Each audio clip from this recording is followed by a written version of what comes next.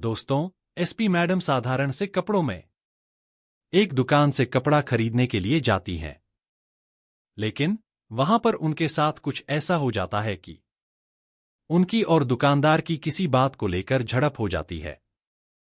दुकानदार उन्हें धमकी देने लगता है कि आप या तो मेरी बात मान जाओ, वरना मैं पुलिस को बुला लूंगा और फिर देख लेना, आपको जेल की हवा खानी पड़ेगी। इस बात को सुनकर एसपी मैडम मुस्कुराने लगती हैं और दुकानदार से कह देती हैं, ठीक है, अगर ऐसी बात है तो आप पुलिस को ही बुला लो, वहीं आकर हमारा फैसला कर देगी।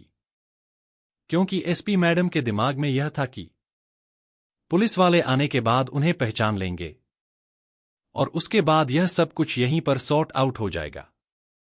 लेकिन जैसे ही पुलिस वाले आते हैं तो वह दुकानदार उनसे कुछ ऐसा कहता है जिसे सुनने के बाद वह पुलिस वाले एसपी मैडम को अपने साथ लेकर वहां से जाने लगते हैं।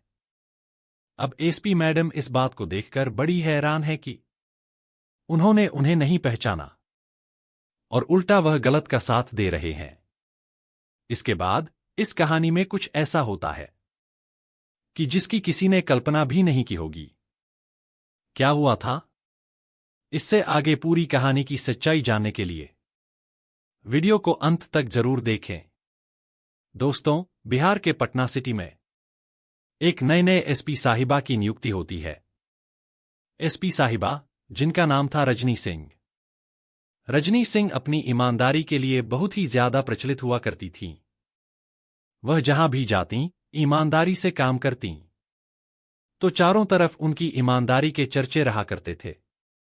अब जैसे ही उनकी यहां पर पोस्टिंग होती है तो पोस्टिंग हुए उन्हें एक ही दिन हुआ था।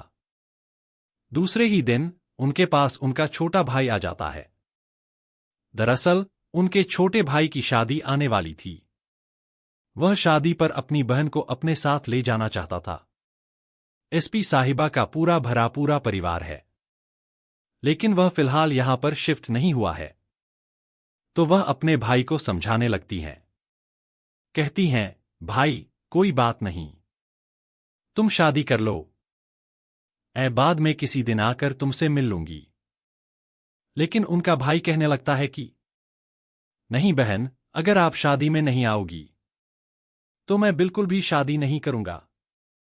यानी कि भाई बहन में काफी अच्छा प्यार था।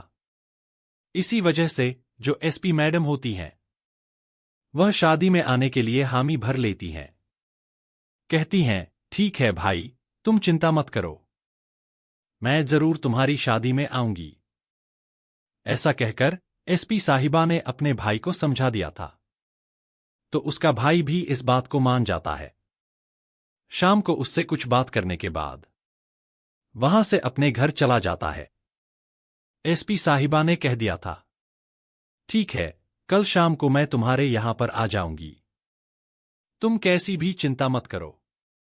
अब इसके बाद एसपी साहिबा दूसरे दिन सुबह सुबह उठकर वहां पर जाने की तैयारी करने लगती हैं। वह सोचती हैं कि मैं शादी में जा रही हूं तो अच्छे कपड़े तो मेरे पास होने चाहिए। यही सोचकर एसपी साहिबा वहां से अपनी पर्सनल गाड़ी लेती हैं और पर्सनल गाड़ी लेकर साधारण से कपड़ों में मार्केट में चली जाती हैं कपड़ों की खरीदारी करने के लिए। पहले एसपी साहिबा कई बड़ी बड़ी दुकानों पर जाती हैं, लेकिन वहां पर उन्हें कोई साड़ी पसंद नहीं आती है। ऐसे घूमते घूमते एसपी साहिबा एक और दुकान पर पहुंच जाती हैं, जिसका नाम था सुरेश साड़सार। अब सुरेश साड़ा की दुकान पर पहुंचकर वहां पर जाकर अपने लिए साड़ियां देखने लगती हैं। अभी तक एसपी साहिबा को घर से आए हुए लगभग 2 से 3 घंटे हो गए थे, लेकिन अभी तक उन्हें कोई भी साड़ी पसंद नहीं आई थी। जैसे तैसे करके इस दुकान पर उन्हें एक साड़ी पसंद आती है, तो एसपी साहिबा उस दुकानदार से उस साड़ी का मोल भाव करने लगती हैं। जो दुकानदार होता है वह कहने लगता है कि मैडम, हमारी दुकान का एक ही रेट है। वह बाहर आपने बोर्ड पर लिखा भी देखा होगा। इस साड़ी का जो एक ही दाम है वह है 00। अब एसपी मैडम साड़ी को देख चुकी थीं और देखने के बाद कहती हैं, ठीक है, कोई बात नहीं। अपने पास से 0 निकालकर उस दुकानदार को दे देती हैं। वह कहती हैं, साहब, मैं कहाँ गलत हूं? यहां पर यह दुकानदार गलत है और आपको इसके खिलाफ एक्शन लेना चाहिए। मेरे पैसे वापस लौटा दो। इस साड़ी के अंदर खराबी है तो मैं इसे भला क्यों लूंगी? इसके बाद दुकानदार कहने लगता है, साहब, मैंने अच्छी तरह से इन्हें साड़ी दिखाई थी और दिखाने के बाद इसका मोल भाव किया था। तब तो इन्होंने पैसे देकर यह साड़ी खरीदी और यहां से चली गई थी। लेकिन बाद में आई हैं, हो सकता है साड़ी को बदलकर ले आई हो। इस बात को सुनकर एसपी साहिबा को गुस्सा तो बहुत आता है, लेकिन वह अभी देखना चाहती हैं। तभी वह दरोगा से कहने लगती हैं, साहब, देखो, यह वही साड़ी है और इनका ही थैला है। अगर आपको विश्वास नहीं है तो साइड वाली दुकान तक मैं गई हूं और आप यहां के सीसीटीवी कैमरे में इसकी रिकॉर्डिंग भी देख सकते हैं। अब जो दरोगा है वह जल्द से जल्द मामले को रफादफा करना चाहता है। इसी वजह से वह एसपी साहिबा के ऊपर चिल्लाने लगता है और कहता है, आपको शर्म नहीं आती? देखने से तो आप पढ़ी लिखी लग रही हैं, फिर भी ऐसे काम करते हुए आपको जरा भी हिचकिचाहट नहीं हो रही। हो सकता है कि यह साड़ी आपने बदल दी हो, जैसा दुकानदार कह रहा है। अगर आपने ज्यादा परेशान किया तो मजबूरन मुझे आपको गिरफ्तार करना होगा। यह बात सुनकर एसपी साहिबा गुस्से से गर्म हो जाती हैं। लेकिन अब भी वह चुप रहती हैं और कहती हैं, ठीक है साहब, अगर ऐसी बात है तो आप मुझे अंदर बंद कर दो। मैं भी देखूं आप मुझे बेमतलब कैसे बंद कर सकते हो। यह बात सुनकर दरोगा चुप हो जाता है। इसके बाद वह हवलदार को कहता है, इसे पकड़कर जीप में बैठाओ और इसे लेकर चलते हैं। लेकिन तभी एसपी साहिबा कह देती हैं, आप कानून के रक्षक हो, लेकिन आपको इतना भी नहीं पता कि किसी महिला को गिरफ्तार करते वक्त एक महिला पुलिस का होना जरूरी है। उसके बाद ही आप महिला को गिरफ्तार कर सकते हो। यह बात सुनकर दरोगा और भी चिड़चिड़ा हो जाता है। वहां पर थोड़ी सी भीड़ इकट्ठा हो गई थी। इसी वजह से दरोगा अपनी फीलिंग पर कंट्रोल करता है और फोन करके महिला कांस्टेबल बुलाता है। जैसे ही महिला कांस्टेबल वहां पर आती है, उसके बाद वह एसपी साहिबा को पकड़कर जीप में बैठा लेता है। और बाजार के अंदर सभी लोग यह सब कुछ देख रहे थे। अब पुलिस के सामने भला कौन बोलेगा, यही सोचकर सब लोग चुप रहते हैं। एसपी साहिबा को वहां से बिठाकर थाने तक ले जाया जाता है। जैसे ही एसपी साहिबा थाने में पहुंचती हैं, वहां थाने के अंदर एक पुलिस वाला था जो एसपी मैडम को अच्छी तरह से जानता पहचानता था। कुछ दिनों पहले एसपी साहिबा के यहां उसकी ड्यूटी लगी थी। एसपी साहिबा की ईमानदारी और सख्त अनुशासन के लिए वह चर्चित थीं। जैसे ही पुलिस वाला एसपी साहिबा को थाने के अंदर आते देखता है, वह बड़ा हैरान हो जाता है। वह तुरंत दरोगा को समझाने लगता है और कहता है, साहब, आपने बहुत बड़ी गलती कर दी है।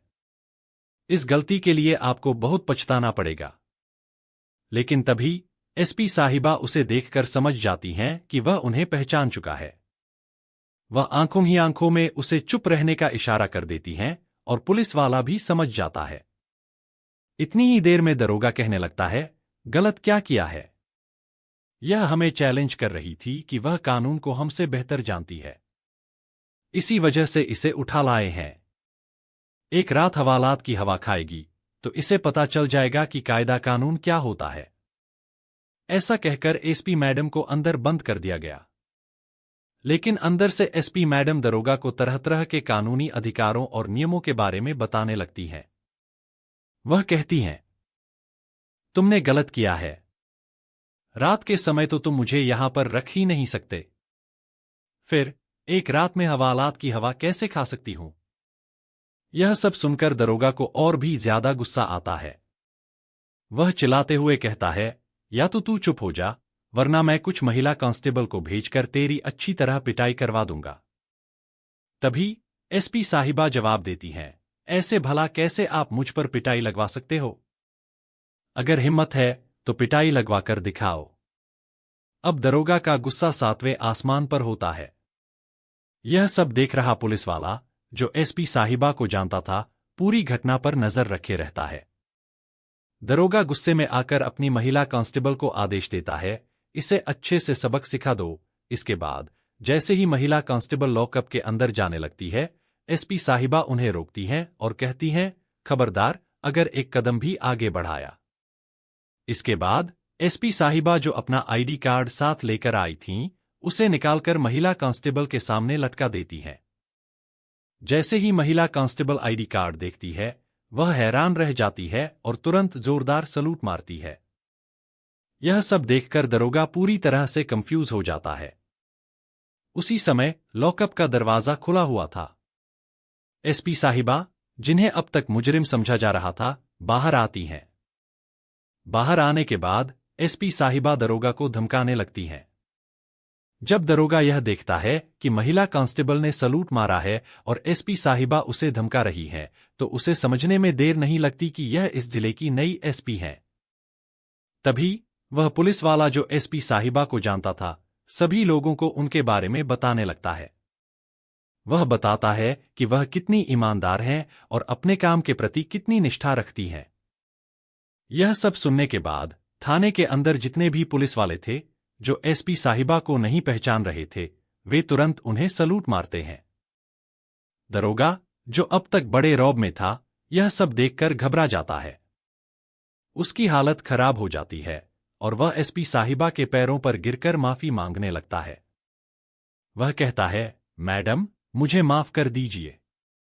मुझसे बहुत बड़ी गलती हो गई। आगे से ऐसा कुछ नहीं होगा। तभी एसपी साहिबा उसे उठाती हैं और कहती हैं, नहीं, आपने गलती नहीं की है। आपने पूरी ईमानदारी से अपना काम किया है। मैंने वह चीज भी देखी थी जब उस दुकानदार ने आपकी जेब में 500 रुपए रखे थे। अगर काम हो जाता है तो 10,000 का सामान खराब नहीं होता।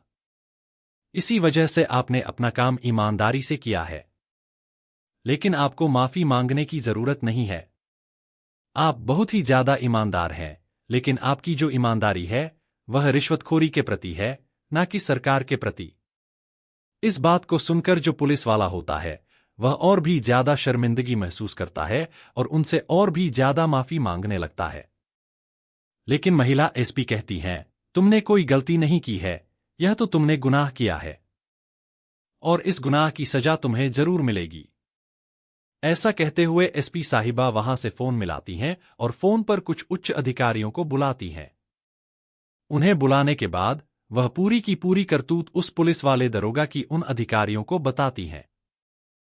साथ ही कहती हैं, फौरन से फौरन इन पर कार्रवाई होनी चाहिए। लेकिन तभी एक उच्च अधिकारी कहते हैं, मैडम, अगर आपको इस पर सख्त कार्रवाई करनी है तो इसके लिए आपको सबूत चाहिए। आपके पास क्या सबूत है कि इसने यह सब कुछ किया है और सच में रिश्वत ली है? इस बात को सुनकर एसपी मैडम थोड़ी देर के लिए सोचने लगती हैं। तभी उन्हें याद आता है कि उस दुकान में लगे हुए सीसीटीवी कैमरे का जिक्र दुकानदार ने किया था। उसने धमकी दी थी कि दुकान के कैमरे तुम्हारी हरकत रिकॉर्ड कर लेंगे। इसके बाद एसपी साहिबा उस पुलिस वाले के साथ दुकान जाती हैं और वह सबूत ले आती हैं, जिसके जरिए दरोगा को सजा मिल सके। दुकान पर जाकर वह सबसे पहले अपना आईडी कार्ड दिखाती हैं और पुलिस वाले का परिचय दुकानदार को देती हैं। दुकानदार यह सब सुनकर थर-थर कांपने लगता है और हाथ जोड़कर माफी मांगने लगता है। वह कहता है, मैडम, मुझे माफ कर दीजिए। मुझसे बहुत बड़ी गलती हो गई। मैं तो कुछ और ही समझ रहा था। वहां बैठे लोग, जिन्होंने यह सब कुछ होते देखा था, हैरान रह जाते हैं। उन्हें समझ आता है कि जिस महिला को पुलिस ने पकड़वाया था, वह खुद पुलिस की बड़ी अधिकारी हैं। एसपी साहिबा दुकानदार से सीसीटीवी की रिकॉर्डिंग मांगती हैं। दुकानदार तुरंत रिकॉर्डिंग दे देता है और फिर से माफी मांगता है। वह कहता है, मैडम, मुझे माफ कर दीजिए।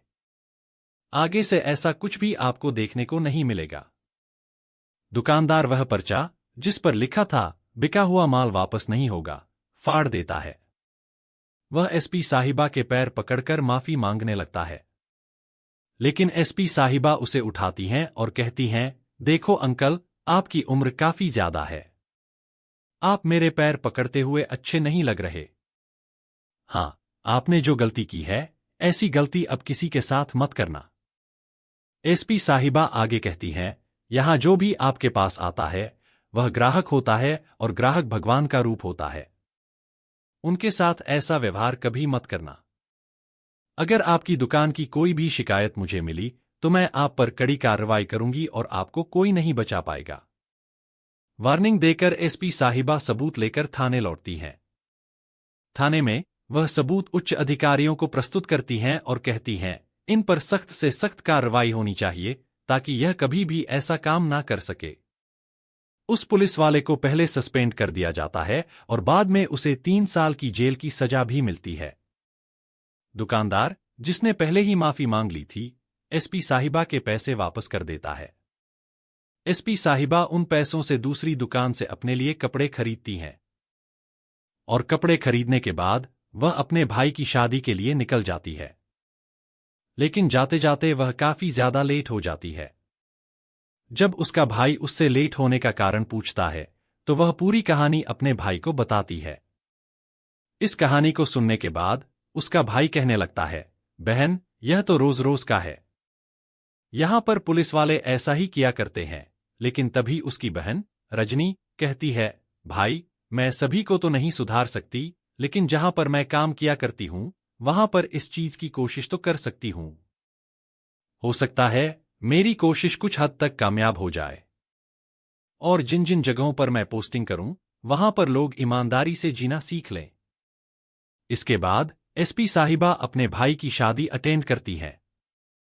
शादी अटेंड करने के बाद वह दोबारा से अपनी ड्यूटी ज्वाइन करती है। अब जितने दिनों तक उनकी ड्यूटी पटना में रहती है, वहां पर कोई भी पुलिस वाला रिश्वत लेने से पहले 100 बार सोचता है, क्योंकि यह केस सभी लोगों के सामने आ चुका था। जो लोग दुकान पर बैठे हुए थे, उन्होंने इस बात को चारों तरफ फैला दिया था। जब यह बात अखबारों में छपी, तो यह केस सुर्खियां बटोरने लगा। लोग इस घटना से बहुत ज्यादा सतर्क हो गए थे। दोस्तों, यह थी आज की कहानी, जहां पर एक महिला एसपी सादे कपड़ों में दुकान पर जाती है, लेकिन वहां से उसे पुलिस पकड़ लेती है। आप इस कहानी के बारे में क्या कहना चाहते हैं?